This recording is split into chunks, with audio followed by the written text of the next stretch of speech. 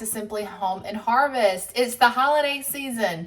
There's lots going on around here, and tonight I need a quick and easy dinner idea. So I've got some bread that's rising here. I'm going to make a loaf of bread to make grilled cheese sandwiches out of, but to go with that, I thought since it's getting colder that I would make some homemade potato soup. Now I'm going to go ahead and get this made up and into our slow cooker because I've got somewhere I've got to be right around dinner time. So that way the slow cooker will do all the work for me, and hopefully we can come home to a nice meal that will be ready for us on this cold evening. So our first step in making our potato soup is to peel our russet potatoes. Now, I'm showing you how I'm peeling this potato because I watched a TikTok video that showed the correct way to use your peeler. If you have one like mine that has a double-sided blade, it's supposed to be used in an up and down motion, or at least that was how the person demonstrated it on TikTok, and they did such a great job that I thought this would be a lot easier than it is. They made it seem so easy, and I don't know if it's just I've got to retrain my brain because I've been doing it wrong all these years. I've just been going in one direction, but definitely a neat trick and tip if you're able to be efficient with it. You see, I almost got the hang of it, but you just go back and forth with strokes back and forth, and that's supposed to help you get through your job twice as fast. So let me know in the comments below how you peel your potatoes. Have you been doing this all along? Okay, so a little change of plans. Because I realized it was a whole lot later than it was, I'm going to now use the Instant Pot to make this potato soup. So I'm going to change the recipe up just a little. There goes the butter. I'm going to add some things, take out some things. Normally what I like to do with recipes is I'll take 2 or 3 recipes and just kind of combine them, make them my own, and then use the suggestions of each one and then figure out how I want to do it.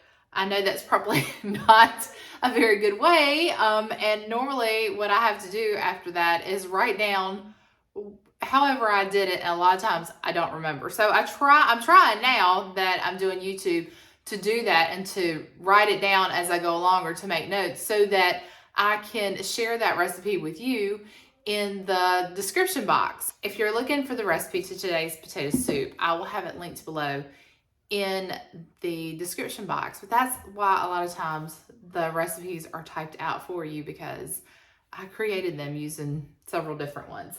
So that's what's going to happen today, and I'm going to kind of do it as I go along. But we are going to use the same amount of potatoes. I went ahead and washed these, and you saw me peel them.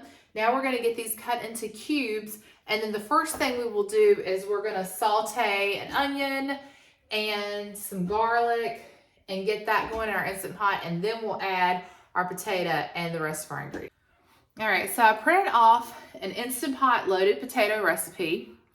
A loaded potato soup, rather, recipe. And this does have a slow cooker version.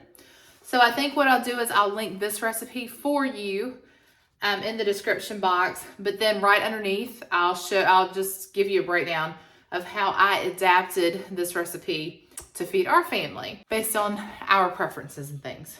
Okay, so the first thing we're gonna do, we're gonna add our butter to the Instant Pot and turn on the saute button.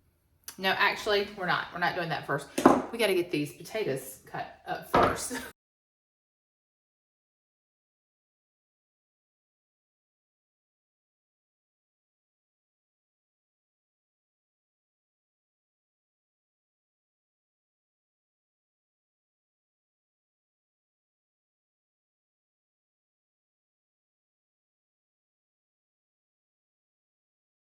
All right, so we've got all our potatoes cut into cubes, and I'm using a russet potato because they are a starchier potato. They're higher in starch, and they will work better with a loaded potato recipe or a loaded potato soup in this case.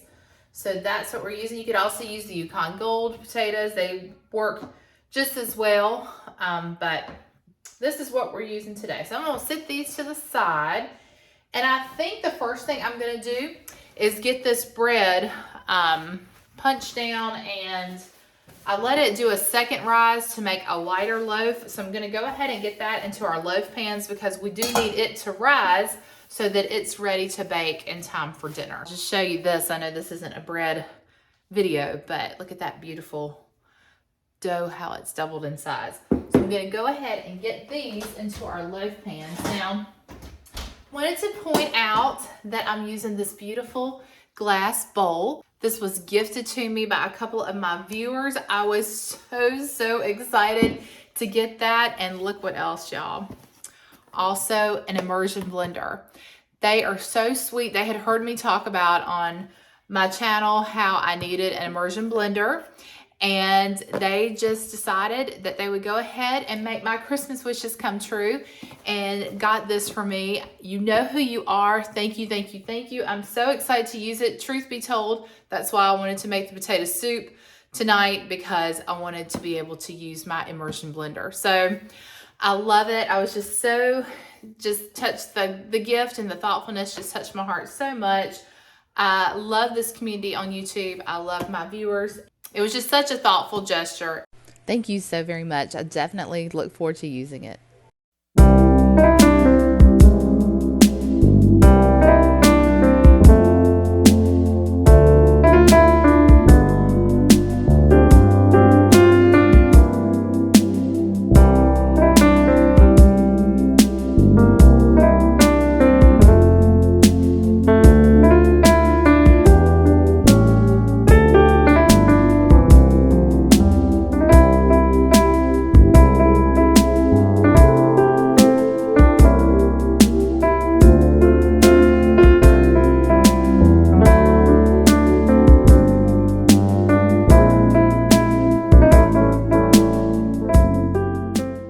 Now what I'm gonna do just to help with the rising process is I'm gonna stick them in my oven, but I'm just gonna turn the oven light on, and that will allow the oven to warm up enough to help the bread rise.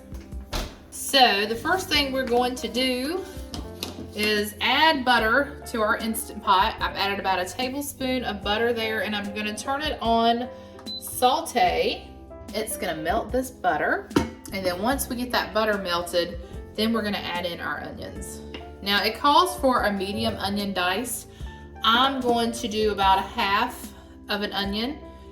And I know that scares a lot of y'all because y'all are thinking about my husband, Tim, and you're thinking, oh no, he's not gonna like this. But sometimes we can get cooked onions past him if they're diced and if there aren't a lot of them, like if they're cooked all the way through.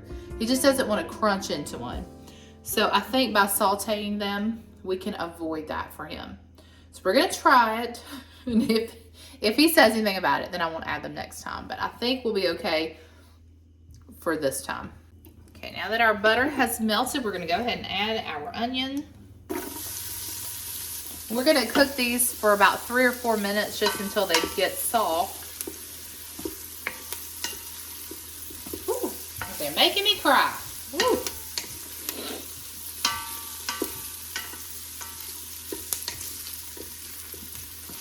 This is one of the many things I love about the Instant Pot, is that you really only have to dirty up one pot, because you can do your sauteing right here, and then you add your soup ingredients or whatever you're cooking, and you don't have to dirty up a lot of dishes. So that is one of the many things. If you're thinking about getting an Instant Pot or asking for one for Christmas, I really, really enjoy mine. Trying to think, do I compare it to the slow cooker? I love my slow cooker too. I use it quite often, and may actually use my slow cooker more than I use my Instant Pot. But if I need something cooked quickly, then my Instant Pot is definitely a go-to. I love cooking sweet potatoes in here. I also love hard boiling eggs for deviled eggs.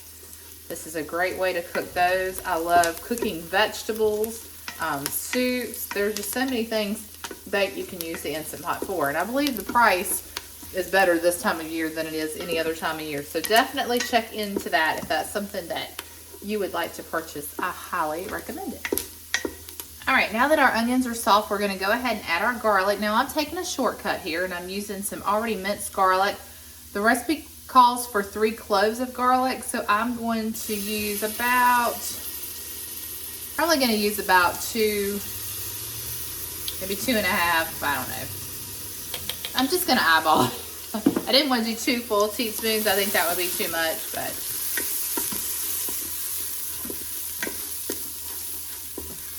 smells delicious. All right, so we don't want to brown this too much. I'm just going to cook for about an additional minute. It says until it's fragrant, and it's already fragrant, so we don't want to cook this long at all because we don't want to brown that too much. And I can see where that would happen if you cooked it too long. You also want to make sure you're stirring constantly so that you don't burn your garlic. Garlic is one of those sensitive things, and it will burn very quickly if you're not careful. All right, now we're going to go ahead and add our chicken broth. I'm adding about 3 cups. I'm thinking it's 3 cups. I'm just going to go ahead and empty this carton, but I believe we used 1 cup of it at Thanksgiving, and so that should have left 3 because this should be 4 cups. It is 4 cups. All right, so this recipe calls for a can of cream of chicken soup, so I'm going to go ahead and add that now.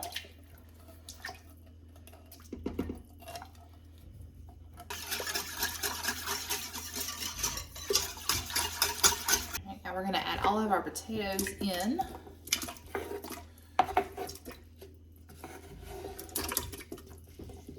Try to do this neatly without splashing myself.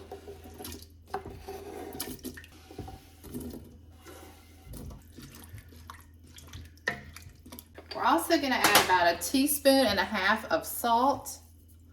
Just going to use my Himalayan pink salt. I think that's about 1.5 teaspoons. And then black pepper to taste. I'm just going to crack some black pepper in here. And I can always add more once the soup cooks if I feel like we need more seasoning. All right, so I thought about something else that I had kind of forgotten, and that is carrots that I picked out of our garden yesterday.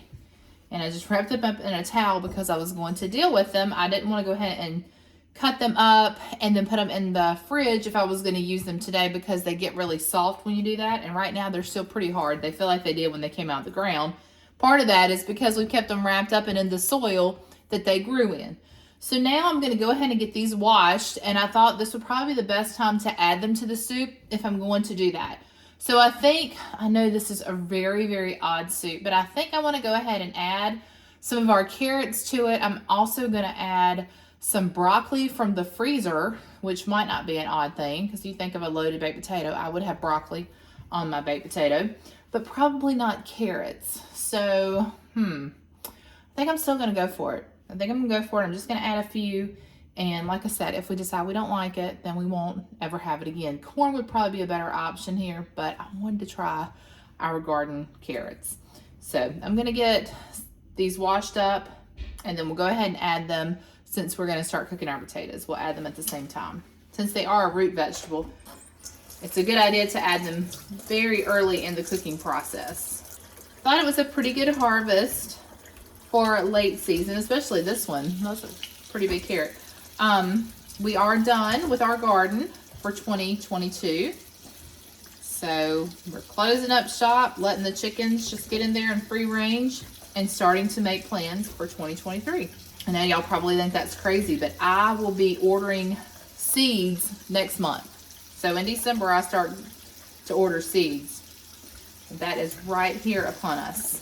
Went ahead and pulled out a brand new sponge. So I'm using the sponge just to clean out all the dirt. I did feed the chickens the tops of the carrots, or the carrot leaves. And I know they have a name. I don't want to say it wrong on here, so I'll type it in right here if I can remember. But the chickens love those. In fact, when they would free range in the garden, they always wanted to be eating the carrot tops. So thought I would go ahead and just let them have that for a treat. Okay, so I think I'm only going to pick out maybe 2 to cook in here. The rest of these I'm going to wrap up for another time.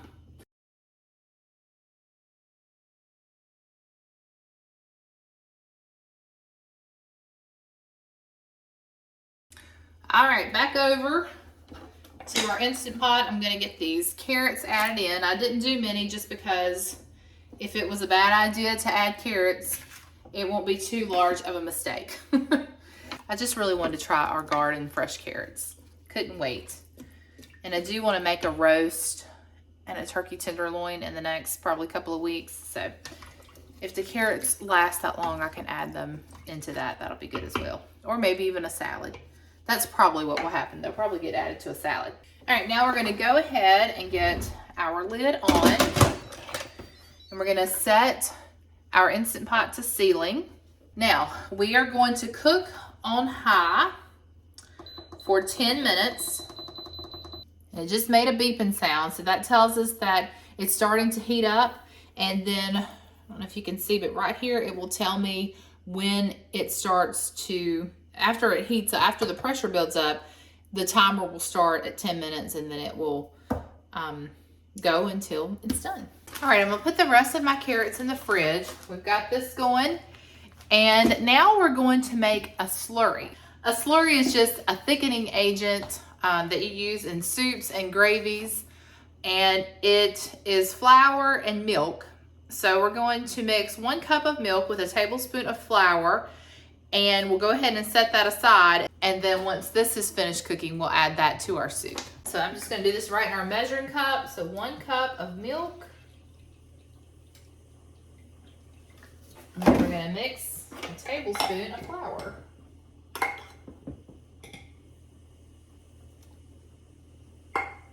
Together. All right, that's simple enough. So we're gonna set that to the side. So I just realized that I forgot to add the broccoli, and that was something I really, really wanted to add. It is frozen, so I'm trying to figure out, would it be okay? We do have to, after we add the slurry, we do have to saute it for 4 to 5 minutes just to thicken the soup up. So I'm wondering if that would be enough time to cook the broccoli, because broccoli is pretty tender. So I think what I will do is I will just go ahead and pull out the amount of broccoli that I want to add to the soup and let it kind of thaw a little bit. And then I'll add it at that point and hopefully we'll be okay. All right, we're back over to our Instant Pot and it has already finished cooking, but I'm allowing it to naturally release the steam a little. However, it's been naturally releasing for about 17 minutes. So I think I'm gonna go ahead and speed up the process. I'm gonna do this by just flipping that sealing. I do it with a spoon so that it doesn't burn me, but you can see it's already released quite a bit of pressure. So we'll wait for that to finish. All right, so while we're waiting for the pressure to release, I thought I would go ahead and take a little peek at my new immersion blender, which this is Mueller, I think is the name brand. I think that's how you pronounce it, rather. Ultra Stick Hand Blender. And it comes with the immersion blender part, but then it also has a whisk attachment and a milk frother, which is really cool. So we're gonna, of course, use the blender attachment, and we'll just kind of do a product review on the Mueller. But really neat that it has those, you know, the 3 options. And it has a 2-speed option, it says. So, of course, this detaches so that you can wash it, which is also very neat. And then it just twists on, and there you go. Very, very cool. Okay, I'm gonna wash this before we use it, and then it will be all set and ready to go when we're ready for it. I'm just so excited to use this. And friends that gifted this to me, I will think of you every time I use it. Such a sweet, sweet gift. So very thoughtful. All right, we can go ahead and take our lid off.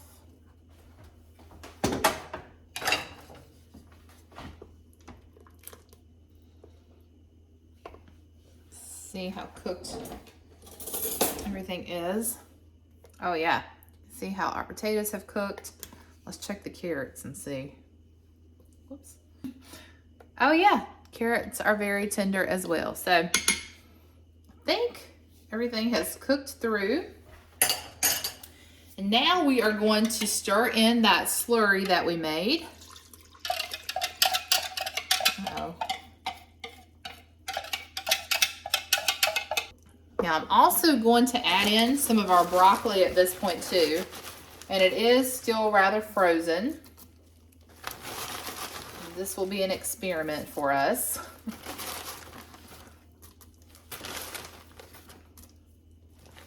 I won't overpower the family with vegetables. All right, now it says to go back to let's see, I guess I have to stop it. All right, we're going to turn the saute back on. We're going to cook that on the saute setting for about 4 or 5 minutes. And this is going to allow, hopefully, that broccoli to cook, but also our soup to thicken a little bit. And then once it does, we're going to try out the immersion blender. Thus the reason for making this potato soup tonight.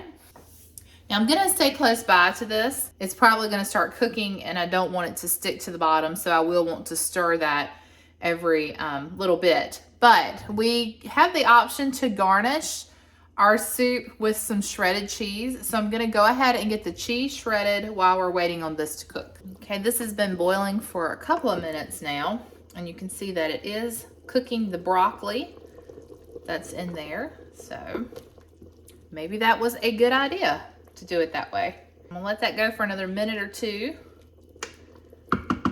All right, now that we've cooked it for a few minutes, I'm gonna go ahead and turn our saute off, and I am just going to put this on a keep warm setting, and that way we can put the lid back on because we're not going to eat probably for another hour and a half. I did go ahead and shred up some cheese. I'm going to put a lid on this, stick it in the fridge. It'll be ready for us as a garnish. Also, I think I'm going to use just some cooked bacon pieces for a garnish as well. Once this cools, I'm gonna let it cool and kind of not really come to room temperature, but it definitely cool off. And then, in fact, I think I'll just turn it off because I want it to stop boiling, and then we'll use that immersion blender and just blend some of these pieces. Like I don't want to take away all the thickness. Yeah, we just don't want to blend it completely smooth. I don't want to eat mashed potatoes. I definitely want to still be a soup texture, but we're going to blend it just a little bit. All right, so I'm reading my directions on our blender, and I'm glad I did because I noticed that on the top it has your speeds. It starts at low speed, goes to high, and it was set to high. So that probably would have been a messy kitchen moment. So we're going to start it on low because that sounds like a good idea. And let's see, we've got our attachment in. No, we don't. Okay. Now I've clicked it. I heard the click. Now we have our attachment in. Mercy. It's a good thing I looked this up. Okay.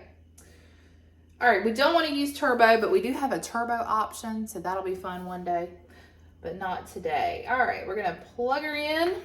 Y'all can tell I'm really excited about this. All right. Oh, it lights up too. Fancy, fancy.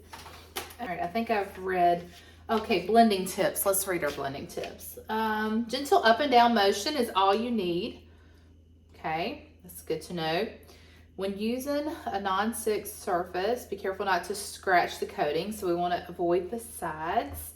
To avoid splashing, do not turn the hand blender on until the blade is beneath the surface. I had already kind of figured that one out on my own.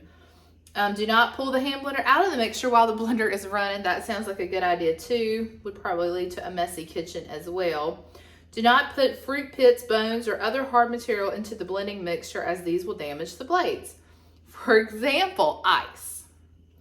All right, when making compound butter, remove butter from, all right. I think we're good. I think that's all we need to know. So, whoo, here we go. All right. Want to put it under. Oh, do you have to hold it down while you do it? Yes, okay.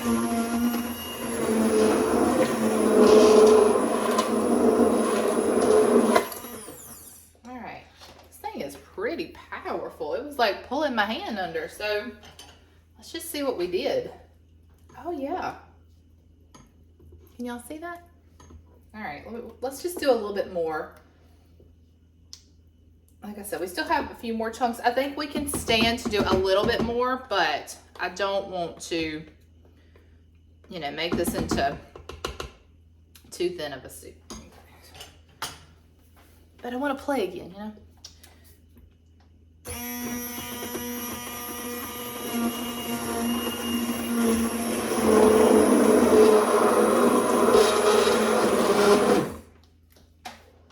The blender.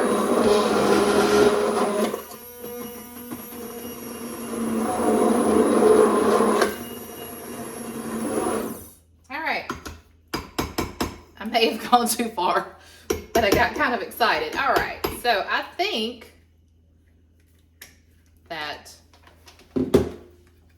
this is going to be a wonderful addition to my kitchen. Yep, I think that's perfect. All right. So we still have some chunks in there. You see that? Okay. All right. We're going to leave it at that. I'm going to get this washed up, and then we will serve the soup up in another hour or so. Oh, I'm going to check the bread to see if it's ready to bake. And then I think I'm going to maybe take on another project tonight. I did forget that I wanted to give this a taste test to see if we need to add any more salt and pepper. Ooh, hot.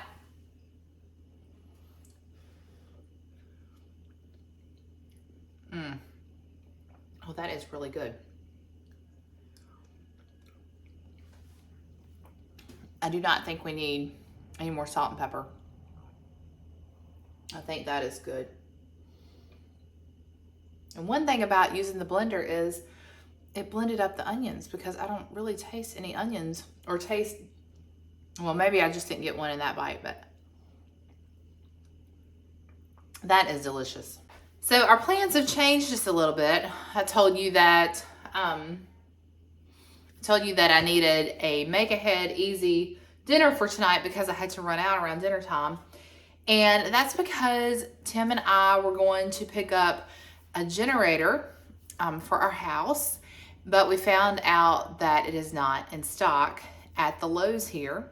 And we've been doing a lot of research. This is something that we have been planning for probably, I don't know, 2 or 3 years.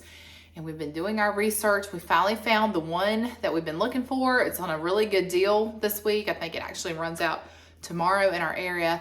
But then we found out that it's not available at our store. So no need to go out tonight. I will have to order it online. So we'll get that done tonight, but that means that we get to stay put. So I think since I have some extra time and dinner is pretty much done, I do need to get the bread in the oven, that I'm going to make some more of the fried apple pies. I don't know if you remember, but it's been maybe a couple of weeks ago.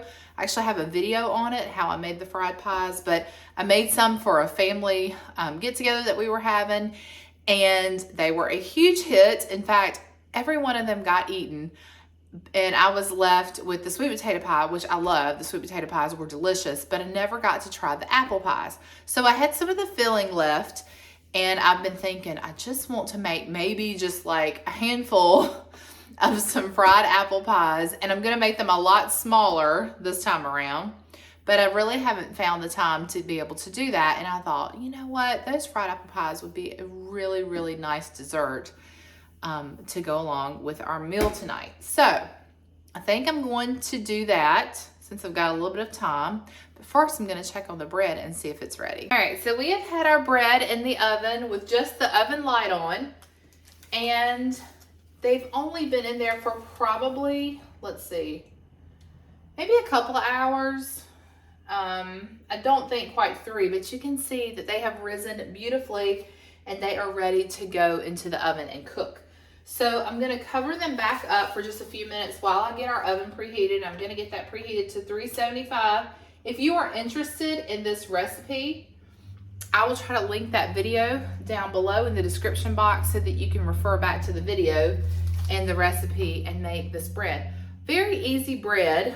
It doesn't take long. It's not, you know, I do make sourdough bread. I have a video on that as well. This is not a sourdough bread. This is just a yeast bread, but it's the same dough that I made the make-ahead yeast rolls for Thanksgiving. very same recipe there. And you do need yeast for this bread, but definitely does not take as long to rise and make as the sourdough. But it doesn't have that sourdough flavor either. Still good, just, not sourdough bread. Now it's time to get started on our fried apple pies. And now I am using a biscuit mix for the dough.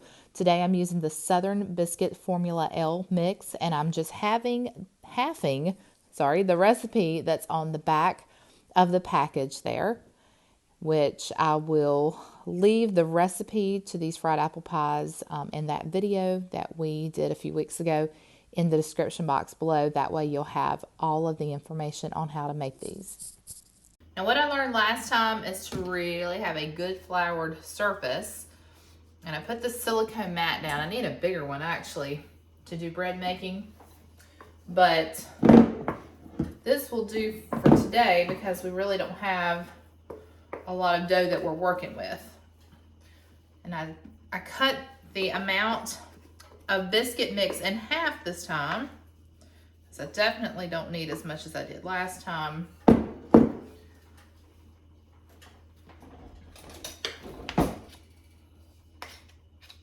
You really don't want to stir the dough and knead the dough. You want to do that, mess with it as little as possible so that you can have that flaky crust and dough. All right, so I'm trying to remember how we did this last time. I think I used a biscuit cutter. I feel like that's too big still. Yeah. All right, I might have to go back and watch the video to see how I did it. Now we want to get them really thin. It still feels like that's going to be way too big. Just gonna do that until we're ready. Goodness, y'all, this is gonna be way too much dough. But I can put it up in the fridge and we'll just use it for biscuits. I was thinking about making breakfast for dinner one night this week. So maybe we'll just do that. So I don't have to make dinner tomorrow night because my daughter has a Christmas dance dinner and performance tomorrow night. So we have dinner plans there, and that's so nice that I don't have to cook. But that biscuit dough should last 2 or 3 days in the fridge, maybe even longer. But we'll definitely use it within the next couple of days. Now I'm not worried about making these perfect because this is just gonna be for us. We've got our oil heating up back there, you can probably hear it. All right, I got, let's see, 8 rolled out here that we're going to make pies out of. Now I'm gonna get the rest of this biscuit dough wrapped up, and we'll stick it in the fridge and have it for our breakfast in the next day or two. We might be able to make 4 or 5 little small biscuits, the little tea biscuits out of that. All right, let's get cleaned up and then we'll start assembling these pies. Bread is ready, so we're gonna go ahead and get it out of the oven.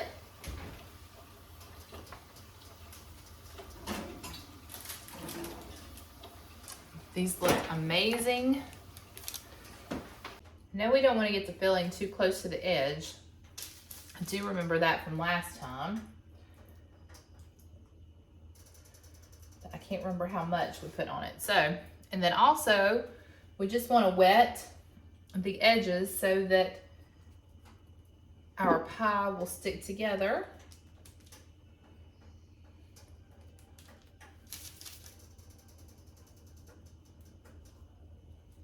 A little bit of flour there so that we can flour our fork before we go around the edges.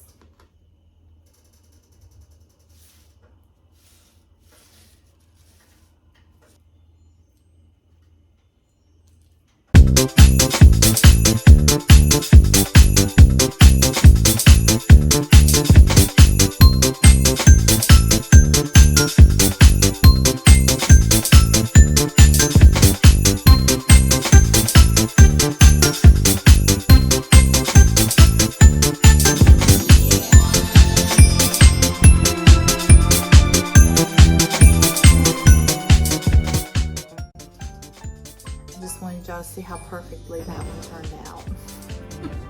Not all the others look that pretty, so we're gonna start out with this.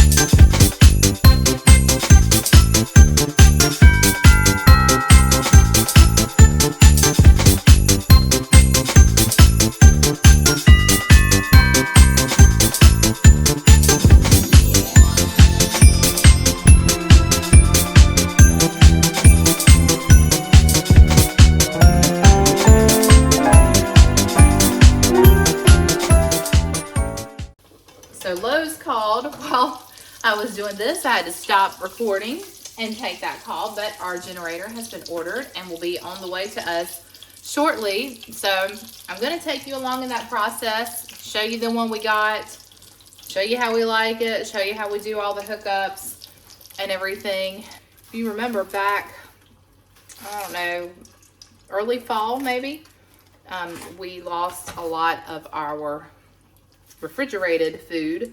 Actually, it was most of our refrigerated food due to a power outage that lasted for a couple of days.